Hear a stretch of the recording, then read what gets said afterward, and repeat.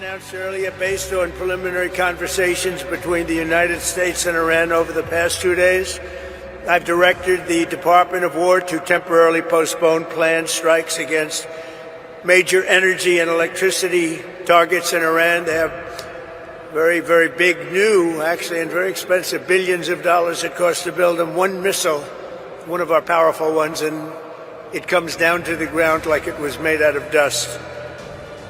But to determine whether a broader agreement can be reached, we've had very good discussions, very, very good discussions. And you have to understand, I know my whole life has been a negotiation, but with Iran, we've been negotiating for a long time. And this time, they mean business. And it's only because of the great job that our military did is the reason they mean business. They want to settle, and we're going to get it done, I hope. Israel benar-benar sudah di luar batas dan memang layak menyandang status sebagai negara paling bejat. Kabar duka kembali menyelimuti Indonesia setelah 2 pahlawan perdamaian lagi-lagi gugur. Kelakuan Zionis kali ini sudah benar-benar keji lantaran memasang ranjau dan menembaki prajurit TNI saat hendak mengevakuasi Praka Farizal Ramadan. Lebih mirisnya lagi, Israel seolah lari dari tanggung jawab dan enggan disalahkan atas meninggalnya 3 prajurit TNI di Lebanon. Kecaman pun datang dari berbagai negara, terutama negara Eropa seperti Prancis dan Spanyol. Bahkan kedua negara benua biru ini sudah menggelar rapat darurat. Apa kira-kira pembahasan rapat dari Prancis dan Spanyol? Akankah negara benua biru bersama PBB berani menjatuhkan sanksi terhadap kekejian Zionis? Dalam masalah kali ini, Amerika Serikat selaku sekutu juga seolah tidak mau ikut campur dan terlihat diam membisu. Apakah Israel mampu bertahan di saat semua negara tertuju untuk menghancurkan Zionis? Cetak Gol coba merangkum dunia turun tangan atas kekejaman Israel sebagai berikut. Iran balaskan dendam atas kekejian Israel. Kabar duka kembali menyelimuti Indonesia. 2 pahlawan perdamaian lagi-lagi gugur akibat serangan Israel di Lebanon. Adalah Kapten Inf Zulmi Aditya Iskandar dan Sertu Muhammad Nur Ikhwan. Secara total, Indonesia sudah kehilangan 3 pasukan perdamaian dunia di Lebanon. Sebelumnya ada Praka Farizal Ramadan yang terlebih dahulu gugur dalam serangan di akhir Maret lalu. Berita kematian 2 prajurit TNI juga dibenarkan oleh Kementerian Pertahanan RI. Dalam insiden tersebut, 2 prajurit TNI dilaporkan gugur. Sementara 2 prajurit lainnya mengalami luka berat. Para prajurit yang mengalami luka saat ini telah mendapatkan penanganan medis intensif di fasilitas kesehatan Beirut, kata Brigjen TNI Rico Ricardo Sirait. Kematian 2 sosok prajurit perdamaian TNI sungguh membuat dunia menyoroti Israel. Bagaimana tidak? Kelakuan Zionis sudah benar-benar di luar batas akal hati nurani manusia. Meninggalnya Kapten Zulmi Aditya dan Sertu Muhammad Nur Ikhwan sebenarnya bisa dicegah. Saat itu keduanya tengah bertugas untuk mengevakuasi jenazah Praka Farizal Ramadan. Akan tetapi, Zionis justru memasang ranjau darat sehingga terjadi ledakan di kendaraan pasukan TNI. Ledakan ini menghancurkan mobil yang dikendarai hingga memicu kebakaran. Selain itu, Israel juga diduga kuat ikut menembaki mobil Unifil Indonesia yang tengah melintas. Israel pun enggan disalahkan dalam peristiwa yang melibatkan korban dari Indonesia. Militer Israel menyatakan bahwa serangan ini terjadi di 2 tempat yang berbeda. IDF tidak mau disalahkan dan justru menuduh kelompok Hizbullah yang menjadi dalangnya. Sebab pertemuan dan ledakan terjadi di area pertempuran aktif Hizbullah. IDF pun meminta Indonesia dan negara yang dirugikan untuk meminta pertanggungjawaban ke Hizbullah. Perlu dicatat bahwa insiden-insiden ini terjadi di area pertempuran aktif di mana mereka beroperasi melawan kelompok Hizbullah yang didukung Iran. Tulis IDF melalui Telegram. IDF pun meminta semua pihak untuk berhenti menuduh Israel di balik dalang penyerangan tersebut. Oleh karena itu, tidak boleh diasumsikan bahwa insiden di mana tentara UNIFIL terluka disebabkan oleh IDF. Tambah IDF. Apakah benar klaim dari IDF yang mengatakan bahwa Israel tidak terlibat? Zionis seolah lari dari tanggung jawab atas semua kekejian yang dilakukan olehnya. Padahal Indonesia sendiri sudah ikut mengutuk keras tindakan Zionis di sidang darurat Dewan PBB. Indonesia mengutuk keras serangan Israel di Lebanon Selatan yang merupakan pelanggaran serius terhadap kedaulatan dan kesatuan wilayah Lebanon, kata Wakil Tetap RI untuk PBB, Umar Hadi. Umar Hadi membantah klaim dari Israel yang mengatakan bahwa gugurnya prajurit TNI karena posisi mereka berada di tengah peperangan aktif kelompok Hizbullah. Framing itu mengabaikan pernyataan mendasar. Siapa yang bertanggung jawab menciptakan dan melanggengkan zona permusuhan aktif itu? Eskalasi terkini ini tidak muncul di ruang hampa. Ini muncul dari serangan berulang oleh militer Israel ke teritori Lebanon, tambah Umar Hadi. Iran sendiri telah memperingatkan Indonesia akan propaganda yang diciptakan Israel. Negeri para mullah seolah tidak menebak. Negeri para mullah seolah bisa menebak bahwa Zionis akan membantah serangan ke markas UNIFIL. Ibrahim Zulfagori mengatakan tindakan Israel pengecut lantaran menyerang penduduk hingga fasilitas perdamaian. Juru bicara markas pusat Khatam Al-Anbiya ini tidak tinggal diam. Ibrahim menyatakan Iran bakal segera membalaskan dendam yang lebih pedih. IRGC tidak akan membiarkan kebiadaban terus-menerus merajalela di atas muka bumi. Terbaru, Korps Garda Revolusi Islam Iran menyerang markas pusat komando Israel Al-Merika. IRGC menyebut serangan ini adalah bagian dari gelombang ke-87 Operasi True Pro.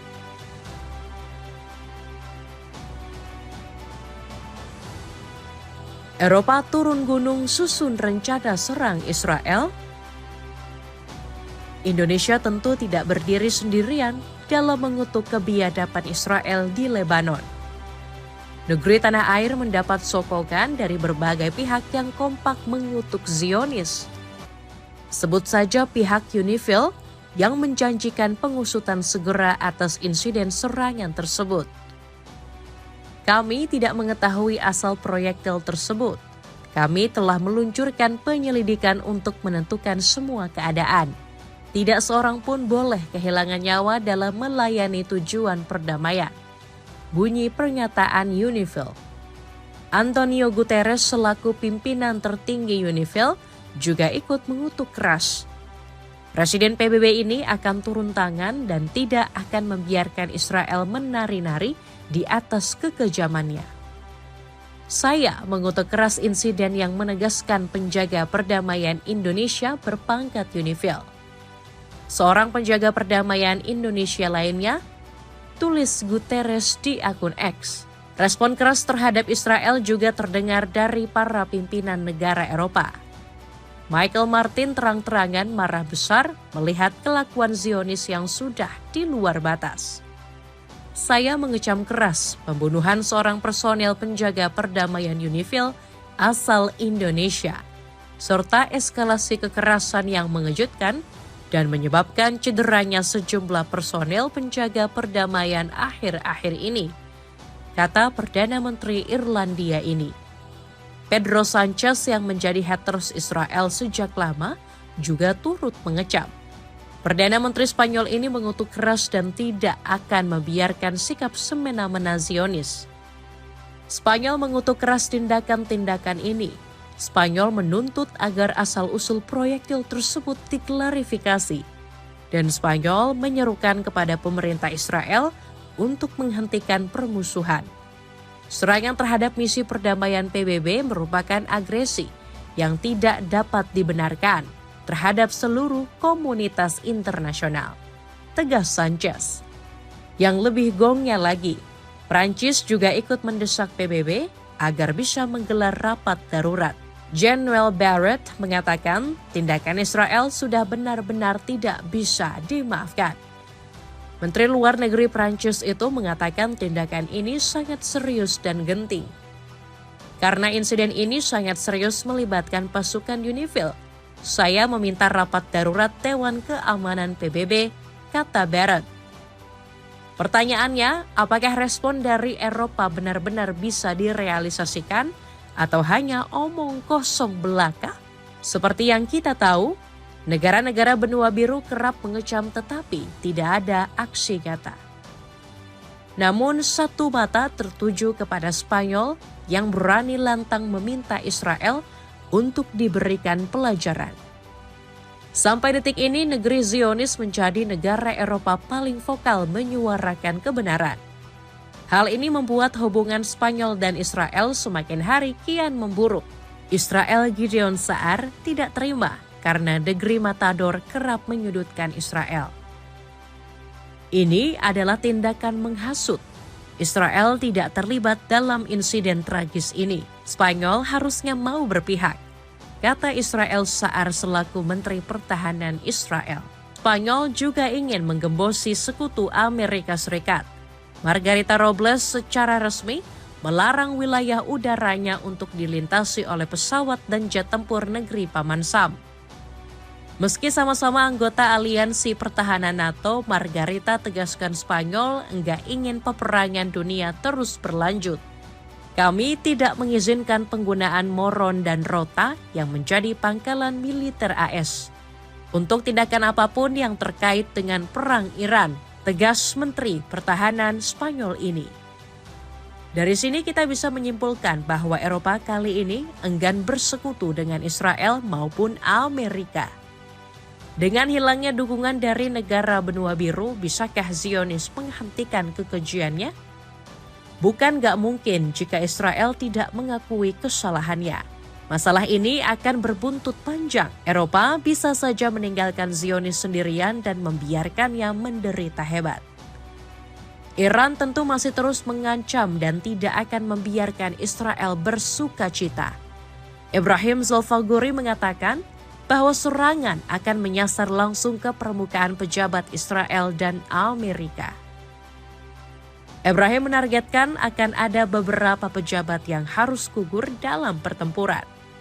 Ini merupakan respon atas serangan yang mana nyawa harus dibayar dengan nyawa.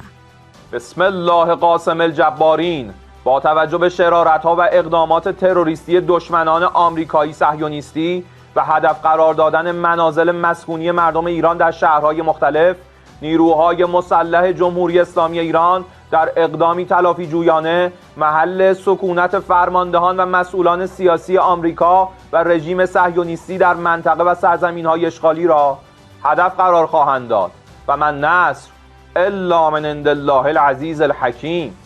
Bala bantuan Iran lainnya juga datang dari pasukan Chechnya yang ingin berjihad melawan Zionis. Menurut militer Chechnya, konfrontasi ini berlangsung sebagai perang agama. Sebagai informasi, pasukan Chechnya sendiri dikenal sangat kuat dan pandai dalam mengatur strategi di medan tempur. Tampilanmu makin keren dan stylish kalau pakai sepatu sneakers dari Kenshaks. Cek linknya di bawah ini. Israel terdesak Amerika tidak ikut campur dalam masalah ini. Dengan masalah yang dialami Israel, ada satu pertanyaan yang terlintas. Kemanakah Amerika Serikat yang selama ini sangat kuat dalam mendukung Zionis dalam berperang? Apakah negeri Paman Sam tidak ingin ikut campur dalam permasalahan ini? Hingga 2 hari pasca serangan Israel ke UNIFIL, Donald Trump belum memberikan keterangan resmi. Presiden Amerika Serikat itu seolah diam membisu tanpa memberi sepatah kata apapun. Kalau kami menduga, Trump nampaknya juga kecewa dengan Israel yang menyerang markas UNIFIL. Kami mengambil acuan dari kecaman Amerika Serikat terhadap serangan UNIFIL di bulan Februari lalu. Sebagai informasi, markas perdamaian ini memang selalu menjadi sasaran serangan. Dalam pernyataan resminya, Amerika Serikat mengecam keras serangan terhadap konvoi UNIFIL di Beirut. Meski serangan saat itu disebut dilakukan oleh Hizbullah, tetapi kita bisa mengambil sedikit kesimpulan. Amerika Serikat sebenarnya tidak mau markas UNIFIL diserang musuh. Negeri Paman Sam menganggap markas UNIFIL sebagai zona netral, tanpa boleh diserang. Israel seolah ditinggal oleh sekutu setianya di medan tempur. Ditambah lagi, Donald Trump juga berniat untuk meninggalkan Israel dalam konflik bersama Iran. Politikus Partai Republik ini tidak mau lagi terlibat dalam konflik apapun di Timur Tengah. As I announced earlier, based on preliminary conversations between the United States and Iran over the past 2 days, I've directed the Department of War to temporarily postpone planned strikes against major energy and electricity targets in Iran. They have very, very big, new, actually, and very expensive, billions of dollars it costs to build them one missile, one of our powerful ones, and it comes down to the ground like it was made out of dust. But to determine whether a broader agreement can be reached, we've had very good discussions, very, very good discussions. And you have to understand, I know my whole life has been a negotiation, but with Iran, we've been negotiating for a long time. And this time, they mean business. And it's only because of the great job that our military did is the reason they mean business. They want to settle, and we're going to get it done, I hope. Dari raut wajahnya nampak sekali Trump sedang tertekan hebat. Pria berambut pirang ini yang biasanya ceria terlihat menunjukkan wajah yang cemberut saat ditanya oleh wartawan. Bagaimana bisa Israel harus berperang sendirian tanpa kehadiran Amerika? Jika kita melansir banyak pengalaman, Zionis bisa dipastikan bakal tertekan hebat. Di musim hujan saat ini memang paling enak pakai jaket parasut anti air. Kamu bisa beli dengan harga 139 ribuan saja dengan mengklik link di bawah ini. Itulah ulasan dunia turun tangan atas kekejaman Israel. Bagaimanakah pendapatmu? Akankah tanpa kehadiran Amerika Serikat dalam perang membuat Israel benar-benar kapok dan tidak ingin menyerang negara lain? Coba tulis pendapatmu di kolom komentar di bawah ini.